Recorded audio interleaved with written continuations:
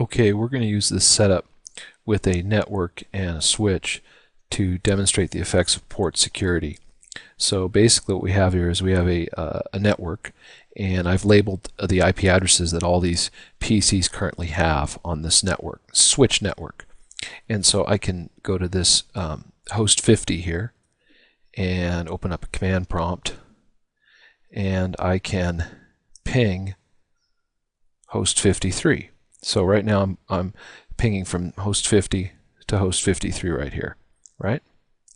And then I can do the same thing from 53. I'll take this, open a command prompt using packet tracer, and this time I'm going to ping 50, right? So you can see there, you see the replies that are happening. So that tells us that this PC can ping this PC, and this PC in return can ping back, and so these echo requests and echo replies are going across the switch. Now let's take a quick look at this switch. With the switch, we'll take a quick look at it. Password Cisco, enable command, password Cisco, and we'll do a show run for show running configuration. And we'll see that on interface fast Ethernet 10, 0/10, we've put switch port mode access, switch port dash security, switch port dash security MAC address sticky. And you can see here that switch port dash security MAC address sticky, you can see that it actually picked up a MAC address, right?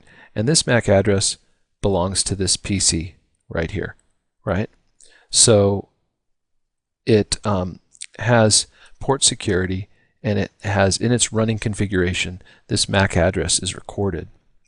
So basically what that means is if we take this link off here and we move it to a different PC, switching from this PC to this PC, which would change MAC addresses, the MAC address from this PC to the MAC address from this PC, we should have port security take effect and have an inability to communicate across the network.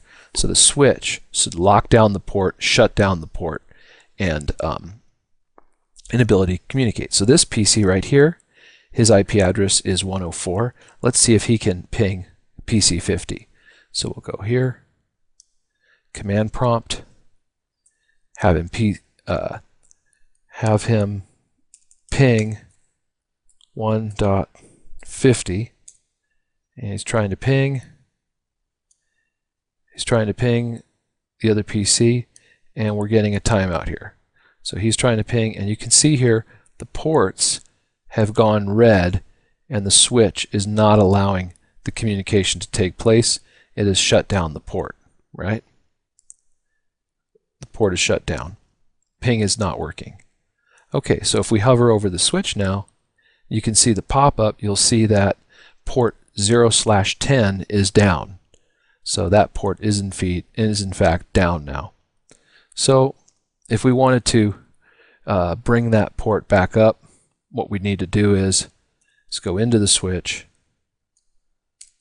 and we would have to go into global config mode, conf t, which is short for configure terminal, and go into interface short int fa 0/10.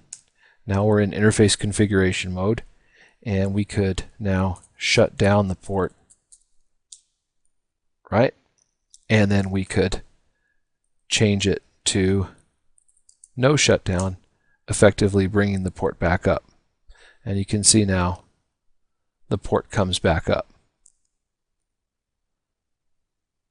And let's check to see also the configuration and see if the configuration is maintained. I'm going to see if the configuration is maintained here. Show running configuration, and you can see here that it's still the switch still has in the running config the MAC address of the other PC. So this PC, we still won't be able to communicate. If we start trying to talk here, we'll not be able to communicate. But if we take it and put it back on the computer with the correct MAC address, the communication will be able to take place. So we're going to do the same configuration over on this network. We don't have the configuration set up. We're going to do it over here. What we did over here, we'll implement over here.